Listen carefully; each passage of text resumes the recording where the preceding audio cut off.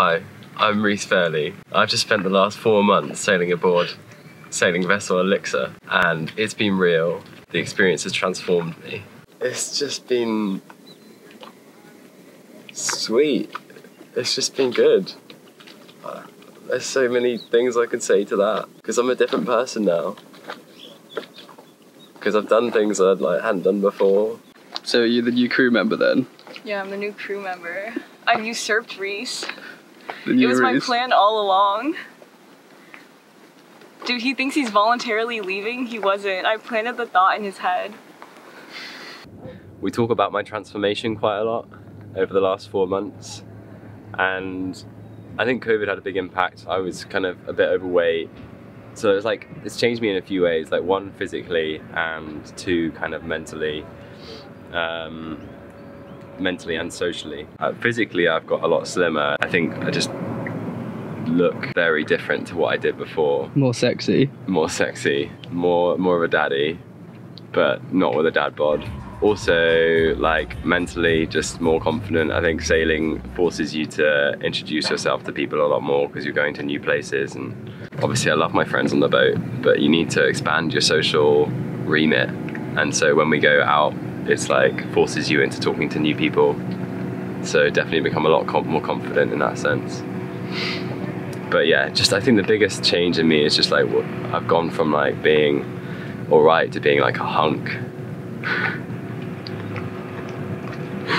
And a modest one. So I drove here from America, and then it just so happened that you all were here at the same time, and I knew Max because my ex was like really good friends with him from Cornwall. So it's just like is. So it's just like a crazy like string of coincidences that like now I'm here. Arriving in Panama was a very significant moment in our voyage around the world. Not only is it our first stop in Central America, but it's also the final country in the Atlantic section of the journey and the home of the Panama Canal. Our first stop was the town of Bocas del Toro, where a collection of colourful Caribbean-style houses extend out into the water on stilts. It's also a popular spot for backpackers and surfing, and it didn't take long to make some new friends. Elixir basically became a floating hostel, and we took off with some of our new backpacker mates to explore some of the nearby islands.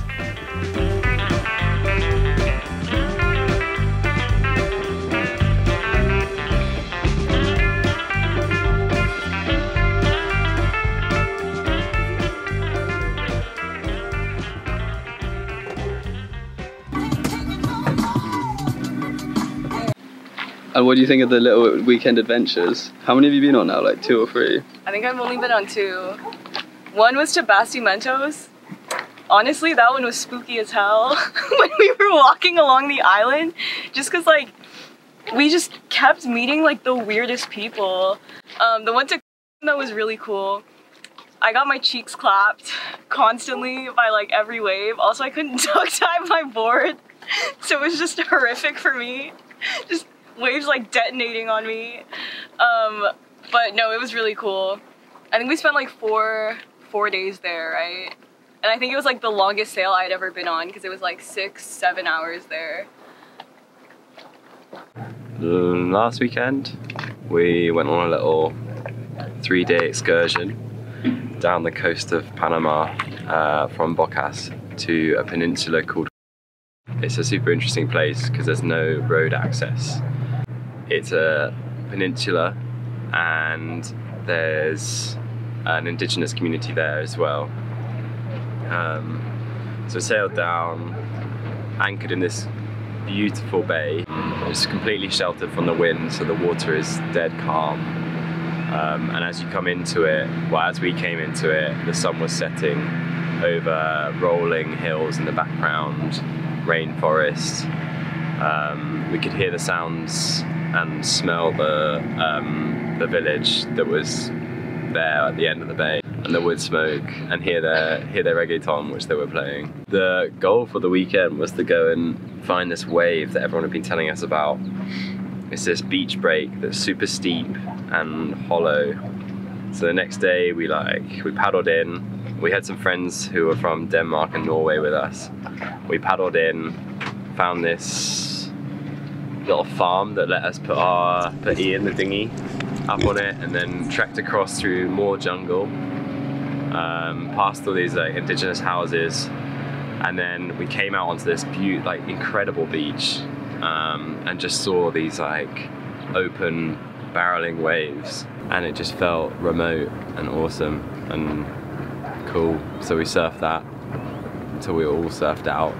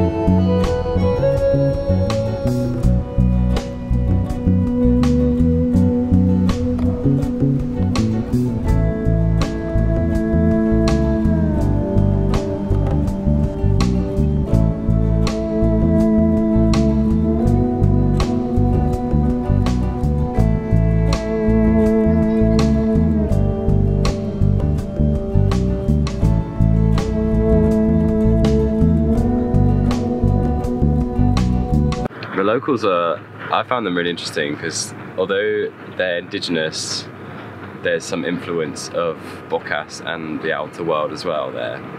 So they're both really friendly and super like welcoming, but at the same time, everything we were holding, the kids that were there on the beach, there was probably about 15 kids, would come up to us and go, "Is that a gift for me?"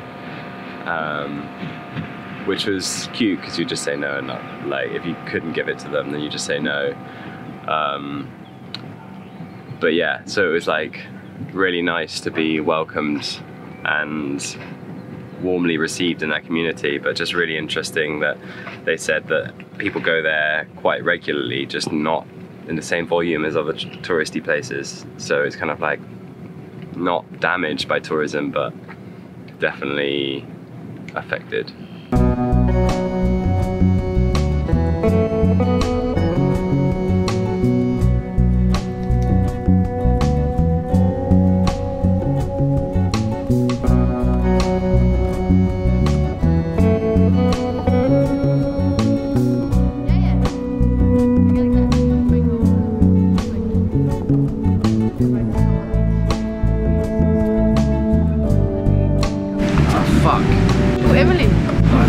Shit at this.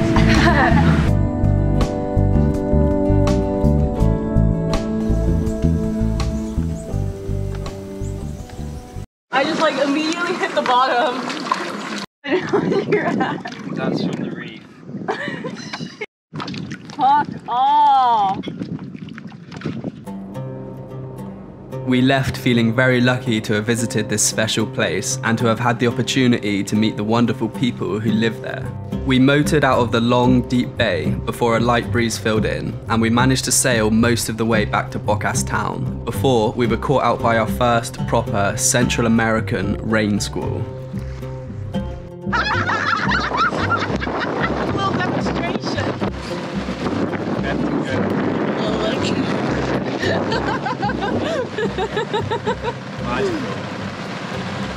Damn, it's raining so hard.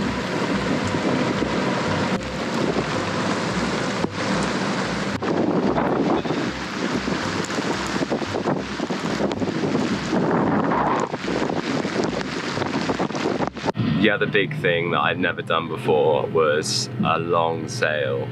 I'd done like little day sails, but I never sailed and stayed on a boat overnight while sailing, do night watches. It's a real humbling experience being unable to see land. I think that's something that everyone should try and do if they've got any interest in sailing, because when all you have is like each other for company and just the sound of the sea and like books, it's so much, it's almost freeing in a way, because you're free of all the ties of like your phone and your like needing to go to things like birthdays and stuff. It's also just super relaxing, like a reset. And I've never been in a place where constantly everything is in motion, and that's a really weird experience, but I loved it. My favorite thing has been the freedom to explore new places, for sure. Just thinking about the different excursions we've done. When we went to Tirona and we stayed in like this empty bay for a couple of days, and that was just like so cool. All right, any advice for someone who wants to do a similar thing? Okay, this is a good question. Don't make excuses for reasons you can't do it. Like, oh, I don't have the money yet, or I'm not sure I have the time, or just try and forget about that stuff and just do it. I'm saying this from a position of like proper privilege, but if you can, and like just do it, you probably won't regret it. Don't be afraid to like go and talk to people, because some of the most rewarding things we've done have come from just saying hello to someone who like was sat on a sofa, or was coming out of a dive shop. It's amazing how quickly people are, like, how ready people are to be your friends, and also to help you out. So that'd be my next bit of advice. Ah, that's another one. Good bit of advice. Talk to me by Max. Keep on top of the boat jobs. That's it. That's a golden bit of advice. And nah, that's too triggering. Go on, say it. Don't leave your outboard motor out. Just don't do that. Fuck. Thanks for watching another update from Elixir's journey around the world. While you're here, it'd be really cool if you could subscribe to our channel if you haven't done already. In the next video, we sailed to the Gunayala region in Panama, which was a really special experience, really interesting. We learnt a lot, and I'm super excited to share it with you, so see you then.